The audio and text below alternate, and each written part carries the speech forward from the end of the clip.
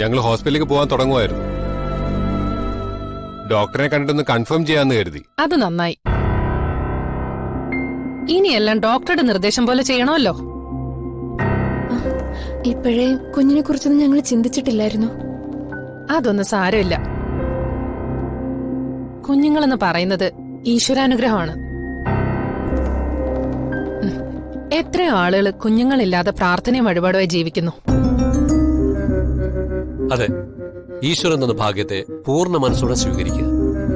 അല്ലാതെ മറിച്ച് ആലോചിക്കാൻ പോലും പാടില്ല മോളെ. മോൾക്ക് എന്താവശ്യമുണ്ടെങ്കിലും അമ്മയോട് പറഞ്ഞാ മതി. പിന്നെ ശരീരം അധികം ഇളക്കൊന്നും വേണ്ട. അമ്മ എന്തിനാ ഇപ്പോഴേ ഇതൊക്കെ പറയുന്നത്? കൺഫേം ആയിട്ടില്ലല്ലോ. ആദ്യം ഒരു പോയി ഡോക്ടറെ കാണട്ടെ.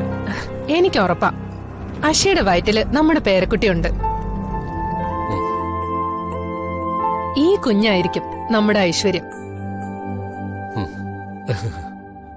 ഈ ഇന്ദ്രപ്രസ്ഥത്തിന്റെ ഭാവി അവകാശിയാണ് നമ്മുടെ ഈ പേരക്കുട്ടി.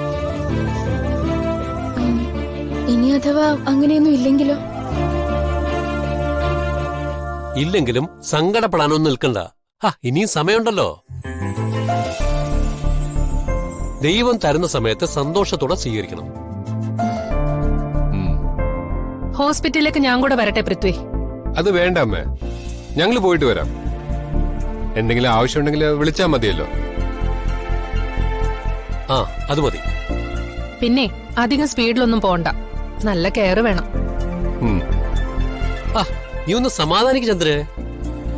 അതൊക്കെ പൃഥ്വി ശ്രദ്ധിച്ചോളും.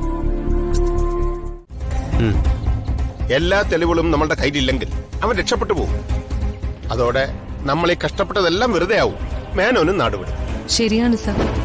പൃഥ്വിയാണ് എക്സ് എന്നതിന് ഡ്രൈവറുടെ മൊഴി മാത്രമേ നമ്മുടെ കയ്യിലുള്ളൂ. അതാണ് ഞാൻ പറഞ്ഞത്.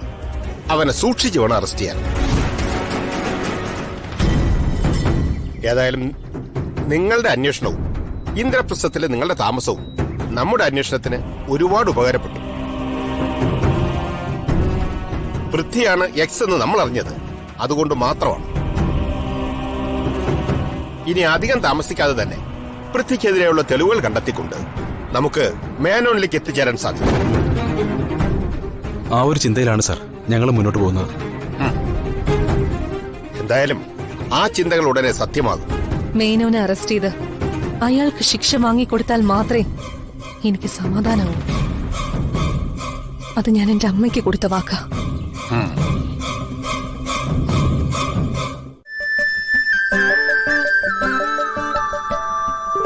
വാർത്തിങ്കളേ വാർത്തിങ്കളേ നാണിച്ചു നീ ചാഞ്ഞോ വിൻപായയിൽ. വാസന്തമേ വാസന്തമേ മോഹിച്ചു നീ വന്നോ വാതിൽക്കല.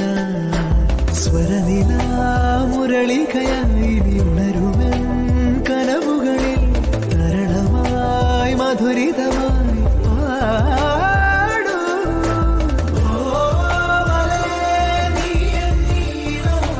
ചേരുന്നോ ജീവനേ നെഞ്ചിൽ നെഞ്ചലിഞ്ഞുവോ സ്നേഹമേ കൂടെ വരൂ അക്ഷിത.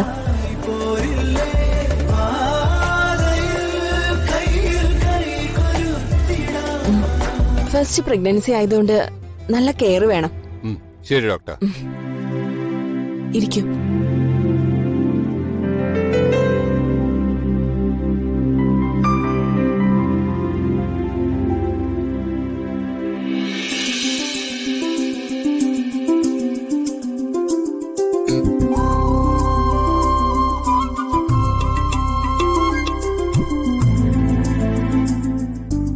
അക്ഷിതയ്ക്ക് നല്ല ടെൻഷൻ ഉണ്ടെന്ന് തോന്നുന്നു.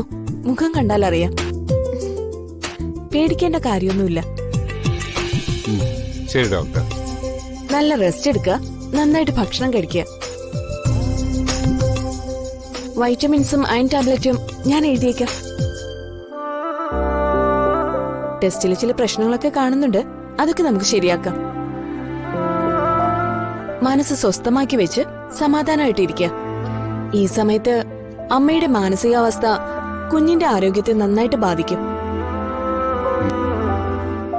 അഷിതയ്ക്ക് സന്തോഷം ഉണ്ടാക്കുന്ന കാര്യങ്ങളൊക്കെ ചെയ്ത് പൃഥ്വി സപ്പോർട്ടായിട്ട് കൂടെ തന്നെ ഉണ്ടാവണം. ശരി ഡോക്ടർ.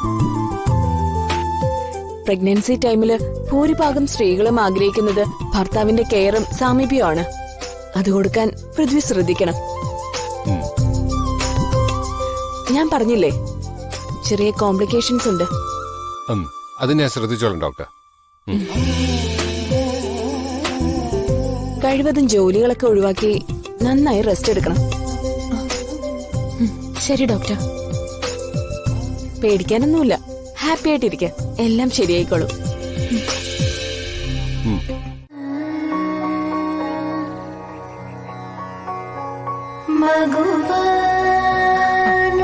మనసును కోరుకుంటావా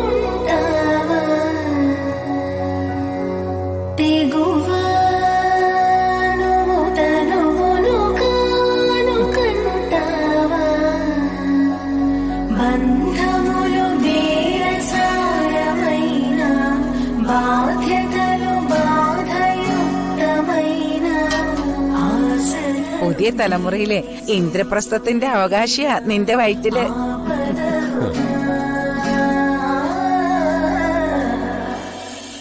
അതെ, സന്തോഷത്തോടെ അകത്തേക്ക് വാ. അതെ,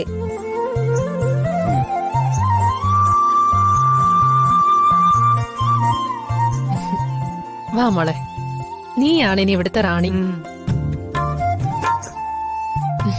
കയറി വാ.